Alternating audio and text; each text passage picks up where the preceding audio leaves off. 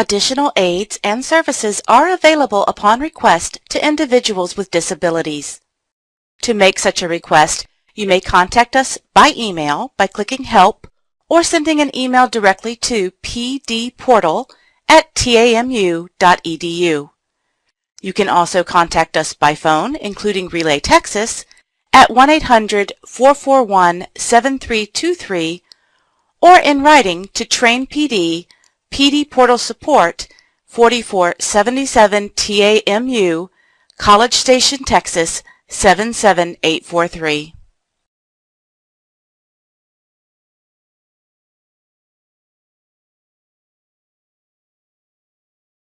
Thanks, Anne-Marie, and thanks everyone for being here this morning. I really appreciate you taking the time to hear what's going on with Standards 2.0 training. We heard from Anne-Marie and we heard from John. Thank you, John. Those were very kind words. And you saw me and Amy. You've probably seen plenty of me and Amy. So here's what we're going to do this hour, or maybe a scant hour. I'm just going to review a little bit of what we did in February because you heard about that before. I'm going to go through a few of the activities that we did in the regional training last month, and then we'll be doing 4 more times in Houston, Dallas, Lubbock, San Antonio, and Corpus Christi. And then actually this Friday and Saturday, and then on the 17th. And then we'll be talking about what comes next and what's your role in what comes next. So that's the plan. So these are our objectives for today. You're going to remember a few activities from February. We're going to just play with a couple of the activities we did in the regional trainings, or we're going to do in the regional trainings. And then we'll talk about what the next steps are. I should have put that on here too. Okay, so in February, you saw this before. We had everyone all together, 120 people, I think, together, and we compared the standards 1.0 and 2.0, the main point being there that the standards are exactly the same. Nothing has changed.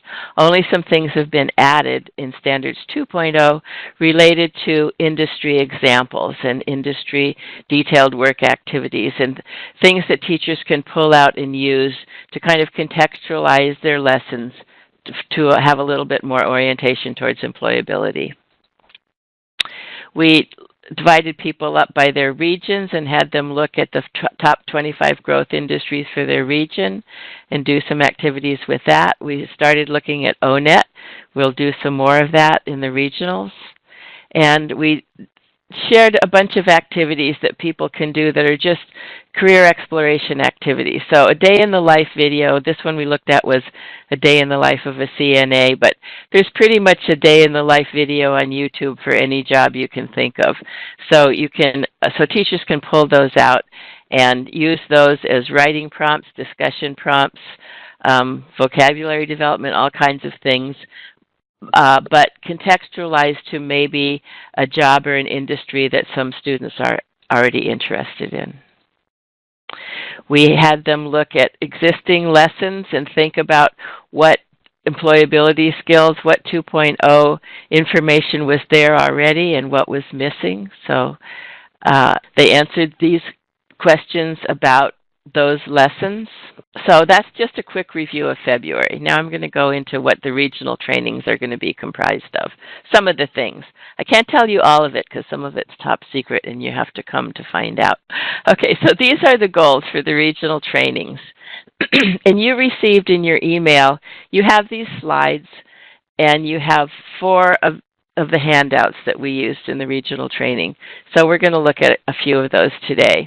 So one of the first things we did was look at a job summary from ONET and do a bunch of different reading activities with it just as examples for how to use this kind of information in an ABE or ASE or even ESL class. Then we looked at creating or revising lesson activities starting from the standards, looking at the standards 2.0, which adds the detailed work activities, the industries, and the work examples, and using those to get some ideas for lesson activities. then we evaluated existing lessons, thinking about, okay, is this, how close is this to being aligned with Standards 2.0? And if not, what can we do about that? So reviewing existing curriculum and deciding how to increase its alignment with 2.0. And we have a rubric that we're going to look at a little bit that we use to do that, which seemed to be useful. And then the main thing that we did in the afternoon was develop an action plan for coming back to their agencies and kind of sharing the information that they learned and doing some professional development. So that's the focus that we're going to end up with today with you, is how to support those people that you've sent to this training and thinking about what are the next steps for your staff and your teachers. Okay, so one of the handouts that you have that you may have printed out or that you can pull up is this one. This is a job summary report from ONET, and the job is Distance Learning Coordinator. So this is not a job probably that a lot of our learners would be looking to apply for, but it might be one that a teacher might be interested in. So that's why we used this. And we had some people did the homework, which was to look for a job that they personally would be interested in. And so if you open up and look at this job summary, it's kind of long. It's 11 pages long. And there are quite a few activities on here, or quite a few things that you can do with this. So let me go back to my slides. And while you're looking at this, we're going to do 6 activities. I'm just going to show you 6 activities that could be done with this type of thing. So this could be done for any of the thousands of jobs that are on ONET. The first thing is a scanning activity. If you look through this document, so this is just scanning and looking for headlines. How many categories do you see in this summary? The first category is tasks. So headlines, there are the same size as the headline tasks. How many headlines do you see? Lorraine, thank you. Yes, her job was bartender. That was like totally entertaining. And you'd be surprised what you have to know to be a bartender. We were surprised actually by a lot of the jobs that we looked at, how much you need to know, the different types of skills that you need. But can anybody tell me how many categories there are in this job summary? Lorraine or Sandra or Dr. Martinez, you might remember. Could be 5, could be 25. It's actually like right in the middle of there. It's 14. Thank you. Thanks for guessing. Thanks for playing. Okay, so you could have your students do this. They're just looking for headlines, so they're identifying headers. There's 14. How many job titles do you see? So you'd think Distance Learning Coordinator, that's a job. But actually, there's Chief Learning Officer, Coordinator of Online Programs. There are actually 10 job titles in there. How many detailed work activities are there? So we point this out especially to teachers because the detailed work activities are one of the categories that's listed in Standards 2.0 for the 4 high demand industries that are used there. And so in this one, the detailed work activities, there are 20. And then what job zone is it? Job zones have to do with how much preparation it takes to get this job. So this one is in zone 5, which is the highest zone, and the majority of people in this job have a master's degree. So these are just pieces of information that you can have your students scan through to get. And what standards are we teaching to? That's one of the critical questions. We're not going to ask the students that, but we're going to ask the teachers that. So for scanning, here's 2 standards. The first one, 1.2.D. Section 1, do you remember what content area that is from Standards 1.0? It's English Language Arts. So 1.2.D is comprehension of a variety of informational text. This is certainly an example of an informational text. And 3.3.F is from ESL, an ESL standard that has to do with reading diverse texts. So just pointing out that these lessons are covered by the standards. They are included in the standards, so just seeing where we are with that. The next activity is skimming. So If you turn to the list of abilities, which I will do, and I think I messed up on this because you have to, before you print this out, you have to make sure that each one, by default, only shows 5, so you have to open it up so it's printing all of them. And there were 15 abilities, but only 5 are shown here. So look over the list, put a star by the 3 you feel most confident about, circle the 3 you need improvement, and write 3 sentences about what you could do to improve. So that's just skimming over one sentence.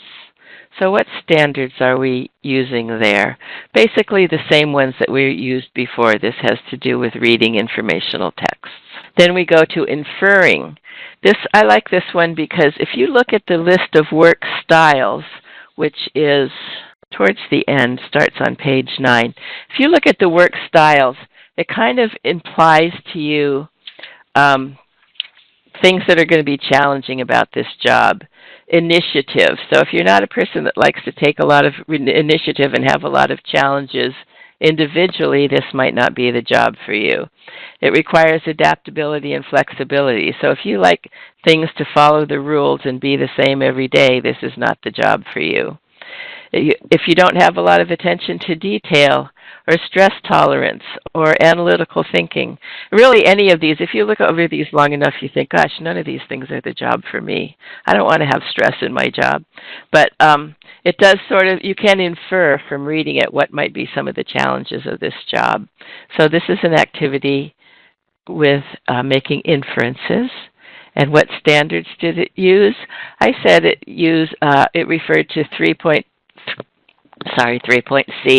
read critically to analyze information and make connections to interpret author's purpose and viewpoints, because that has to do with making inferences.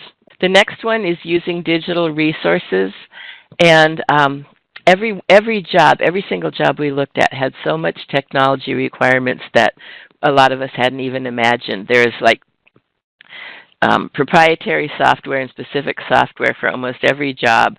Right, Lorraine, bartenders have to know a certain kind of software, and roofers have a certain kind of software, and so do distance learning coordinators.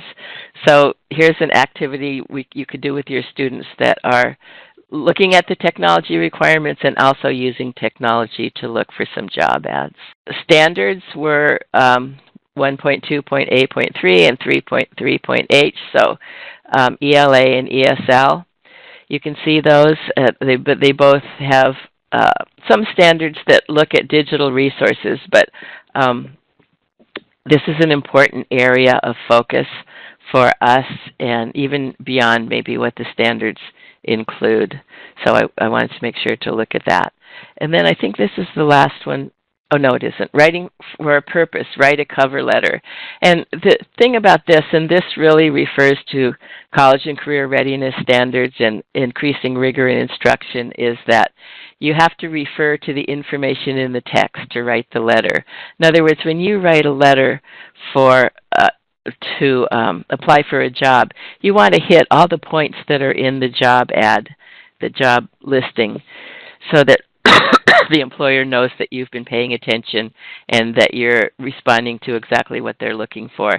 And this is just a basic reading skill that we're trying to support in all instruction, that we focus on the text and ask text-dependent questions and use references to the text in our writing, in our reading and discussion. So this supports that. So here are the standards. These are writing standards, one for ELA and one for ESL. And the last one, writing to persuade. So choose 2 detailed work activities and describe your ability to perform these based on your educational experience and personal strengths and interests, as you would do in a job interview. So this is to just pick a couple of things and say how exemplary and stellar you are in these areas. So this is a good practice for anybody, really. But writing to persuade is definitely a skill that's covered in the standards. Here they are. And so this whole activity was to just show there's a lot of things you can do with this employment-related information that's not necessarily specific to the particular job. And then we asked people to come up with their own activities, and people came up with all kinds of great activities. Lorraine said, yes, it was crazy. They focused on vocabulary, which I didn't focus on. They came up with some math activities. So there were a lot of good examples. The next thing we did was generating lesson ideas from industry examples.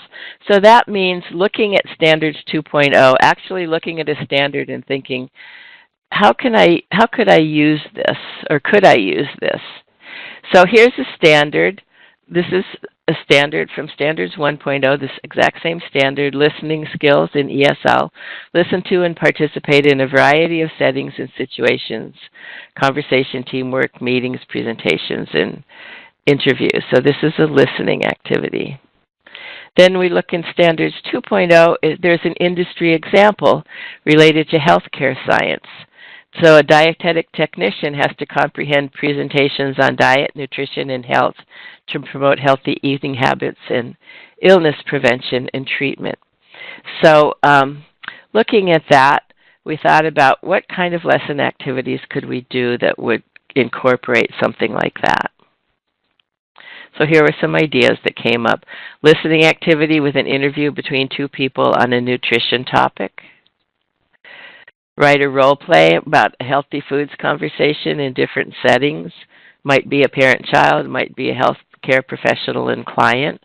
So it could include both of those. In pairs, research and deliver a presentation on a topic related to nutrition. And the last one, debate a controversial nutrition topic, like the soda tax or fast food versus slow food. There's all kinds of debatable nutrition topics, right? There's another one that comes up later in the training about caffeine. So just using those industry examples to get some ideas about what to do in the classroom. Then here's the next section. Now we're not saying, okay, you can start from scratch, but you don't have to start from scratch. You can take what you have and 2.0 it. So we're using 2.0 as a verb now. And here's the lesson on caffeine. I didn't give you this, and you don't have to read this, but it's just an informational reading lesson at a certain reading level, sorry, level 5.0, about the positive and negative aspects of caffeine.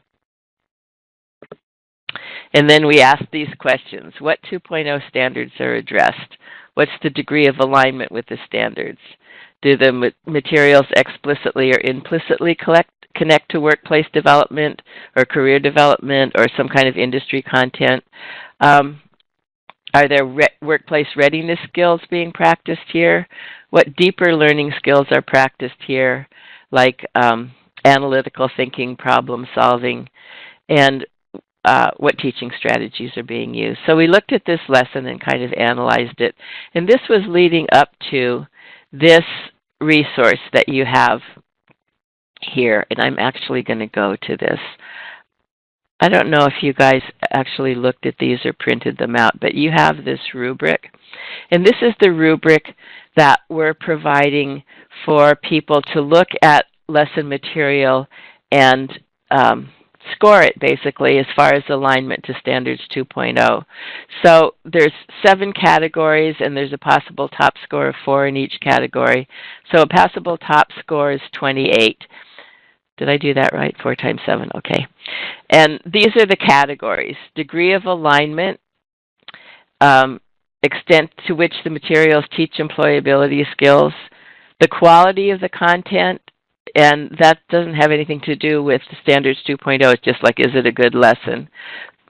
The quality of the materials designed to support teaching. Can the teacher take them and use them easily?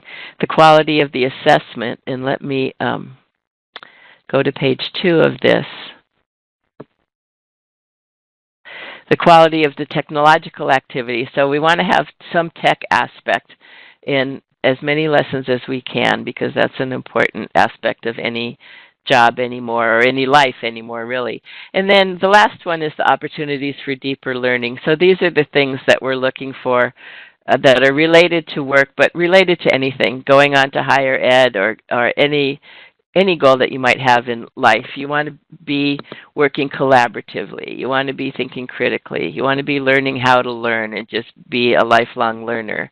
You want to be a good communicator. You want to be able to think abstractly and reason and deduce and make decisions.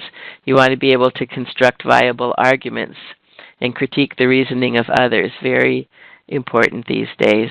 Applying knowledge and skills to real situations and using analytical models. So those are all kind of lofty goals, but things we want to include in our lessons. So we thought it was important to include that in the rubric. So this is the rubric that your teachers are coming back with and may be using to look at materials that they're using now and maybe that the program is using now and thinking about alignment. So I just want to be sure that you're familiar with that. Wow, I'm just whipping through this. Okay, so so that's a lot of examples of things that we did or will do in the training so that you get the idea of what people have been working with. So the last part of the regional training is sharing ideas for how to take this information back. And this, you'll have a really critical role in this. As so far as supporting that person, if you aren't that person already, supporting that person to share this information with the rest of the program. So we looked at ideas for different types of programs. And we had actually a stellar group in Austin who had been thinking about this all along, how they were going to take it back. So they basically already had a plan in their head by the time we got to this point. And what we handed out was this list that you have, this list of 10 activities that we've done, and I reviewed a bunch of these, not all of them, but a bunch of these with you in the last half an hour. So, and then what they have, this thing right here is a flash drive or a memory stick, and each participant will receive or did receive this memory stick, and on it is all the materials that we've created for the Standards 2.0 training. But the important thing to know is that in one folder there's these 10 activities. There are the slides pulled out that just relate to these 10 activities. There are the handouts that just relate to these 10 activities. And they're all organized so that, let's say, you want to just recreate the poster analysis activity number 5 with your teachers. You have the slides, you have the materials, you have the handouts. You can print those and do that activity in a back-to-school meeting or a staff meeting. Let's say you just want to do that ONET job summary activity. You have the slides for that. You have a couple of different examples of handouts. You can have people bring their own, create their own handout and bring it. Anyway, so using the rubric, any of these 10 lesson activities, your teachers that you sent to this training or you are coming back with these materials and ready to share and do a training.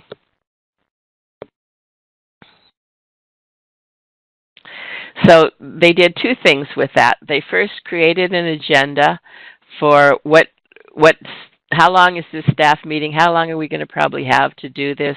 Who can help me put this on? Do we want to give a pre-assignment before coming to the meeting, and then created an agenda for the training? So they should be coming back with a possible agenda. The other thing is to create a timeline for how this is going to happen. And most people did their timeline from now to next fall or now to next December. So thinking about how are we going to do this maybe at the end of the year, but probably more at the beginning of next year, and bringing people up to speed on Standards 2.0. So who do I need to speak to get buy-in? That's probably you that they're going to be speaking with, among others. Who can help them do this training? What materials do they need to get ready? The same question about the pre-activity. It could be a reading. It could be looking something up. It could be printing out something from ONET. What questions do I anticipate? What challenges do I expect? How will I deal with these? And then what follow-up is needed after the training? And where should it be? When should it be? Just making a very concrete plan. So you can see that your role is going to be important in this. So I want to go back one slide and say, whoops, 2 slides, and say, this memory stick might be something that you want to get a hold of if you haven't already, and just copy those files into a folder somewhere, a shared folder, or at least a folder on your computer, so that you have these. If that person goes away, this material isn't meant to just be for that individual person, but it's for your program. So go ahead and get a hold of that and make a copy. That would be great. So, Melissa, I see your concern about teachers that are teaching basic ESL and HSE. Is your concern about the lowest levels? Could you just say a little bit more about what your concern is? You have introduced it already in your staff meetings, Dr. Martinez. Thank you. Melissa, you're good. Okay, thank you. Okay, so just be thinking about that. Get a hold of those files. All the materials are there. You have lots of stuff, and things will also be posted in the portal, and I believe you have access to that, or your participant definitely has access to that. And also you have our emails, me and Amy, so you can email us anytime about anything that you need that you can't find. Hopefully we can find it. Okay, so here's what's coming up. The first regional training is done. The next 5 are ready to go. 2 will be this Friday, 2 will be this Saturday, and Corpus will be on the 17th. And that's what's coming up for you. So I hope that your participants are signed up for one of these if they weren't in Austin. So who should come to that? Everyone who is enrolled in this project and who attended in February 6th should come.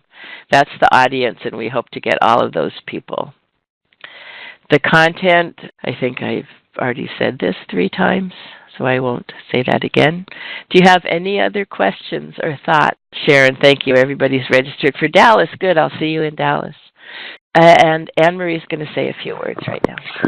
Okay, I just wanted to just jump in and let everybody know that everything that's on the memory stick, as Marian said, is what's in the community of practice where your participants, your nominees, have access to.